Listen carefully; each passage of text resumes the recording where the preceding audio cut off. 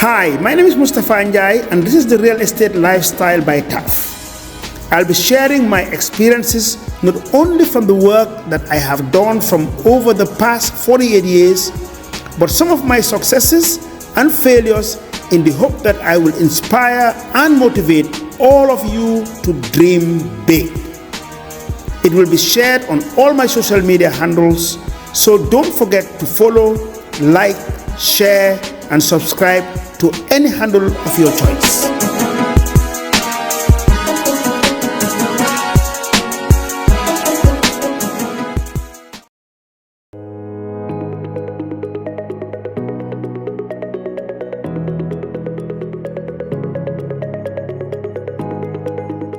Good afternoon, and thank you very much for the birthday wishes. Your Excellency, Mr. Pat Utomi, I follow you a lot. I don't know where to start from, because really 5 minutes is not enough. But probably because I flew all the way from the Gambia, you will double my time.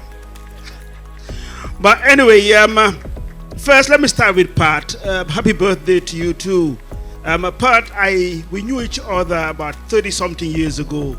We share a lot in common. Probably we were born on the same day, that's why. We were in Wharton together, Harvard Business School. We roamed around the world when we were young, advocating for the things that we are responsible for now. And I don't think it was any accident that those of us who were there were put together, because Wole Edun was one of us, Ken Oforiatta, the finance minister in Ghana.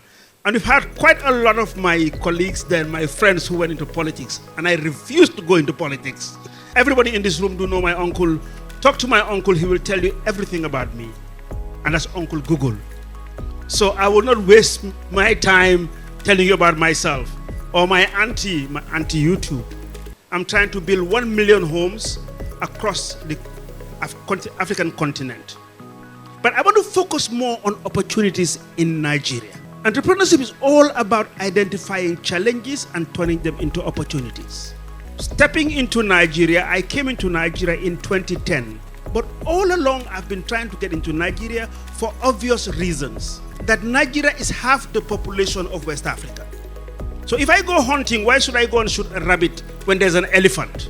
In 2012, I was introduced to the governor then, Governor Rotimi Amechi. So I came in and yes, I had this dream of always wanting to scale up. Because in 2006, I was approached by the Gambian president then.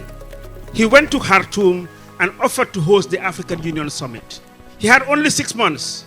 I took it up, built 52 villas furnished in 4 months. How it was done, that's for another day. But yes, focusing more in Nigeria and the opportunities that I see here. So I came in and the governor asked me then, what do you need? I said, just land. So I stepped in, it was a challenge, so I went in for the opportunity. Oil and gas, companies were moving back, their staff into Port Harcourt. It was a huge opportunity. And we took up the Golf Estate, which was about $170 million without any single penny from any government. And we developed it. We sand filled 850,000 cubic meters of sand to build on it. It's standing there. Now, challenges in Port Harcourt in 2012. I couldn't find the tradesmen. But there must be answers all the time. So I brought in 400 Senegalese and Gambians overland to Port Harcourt. Some of them are still there, intermarriage, which happens in Africa. So that's history. In Gambia, the biggest city is Banjul, our capital city. Total area is about 300 hectares. My city, called the TAF City, is 500 hectares. So it's almost double the capital city. So in here, most recently, in November, everybody knows about rivers and its crisis. But I survived from, my project was between Rotimi Amechi to Governor Nyesom Wike, and I'm still there. So if I can survive that fight at the time, I know how to manage political risk. Most recently, I got called in October. Out of my contractors that were there, one thing I love about Nigeria, and this I want to tell the World Bank people who go on collecting data about, ease of doing business. The best place to do business in Africa is Nigeria. The The most hospitable people you find in Africa, I'm telling you as a foreigner, is Nigeria. Because I've lived here for almost now 15 years. So somebody called me, one of my contractors, Oga, look, I have opportunity. And one thing I like about the majority here are Nigerians, you Nigerians, that is the network of Nigerians. They will tell you, you know, I have my cousin who was in class with somebody who was our neighbor. They'll find a link, is now the special advisor to the governor. So they will find a link to get something done. So I got called in October. They said, yes, okay, you have to come back to Port Harcourt. By the way, I decided to retire at 60. But I couldn't because I have a passion for construction. So when this guy called me, okay, please, you know, the new governor wants to do something with housing. So, but I just wanted to send them away. I said, look, me, I'm not coming back if you don't give me anything less than 1,000 hectares. So I thought they wouldn't come up with it. Next thing I got was, okay, he said, yes, come. So I jumped on the plane, came in November, signed an MOU 2nd of December, came back to set up my office there. The governor said, you cannot go, I have to do something. 20th of December, we laid the foundation stone. Now we're on site with 40 contractors, and our first sample houses will be ready in March. Only in Nigeria. Great opportunities.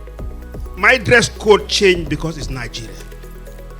My daughter works in England. She's a lawyer. She orders her stuff through Instagram from Nigerians that he has never met. Burna Boy, if you follow music, because me, my heart is young. 12 years ago, he was in Port Harcourt doing parties. Today, he is one of the biggest in the world. Nigerian music is buzzing everywhere. So I think on that note, I'm just asking that, look, let's believe in this country. There are opportunities here. If I were to step out here, I give this example all the time, and ask for a spare part in MD11, a Nigerian will bring it for you. You will pay a price, but it will come. So for me, I don't think I'm going to move away from Nigeria. Nigeria is home, and I love this place. Pat, happy birthday again, and thanks for being part of this. My question is to Mr. Mustafa. There is this peculiarity about the Nigerian business piece that is talking about pressure, community pressure, and pressure from non-state actors. In the West, you refer to them as area boys, you refer to them as Omonile.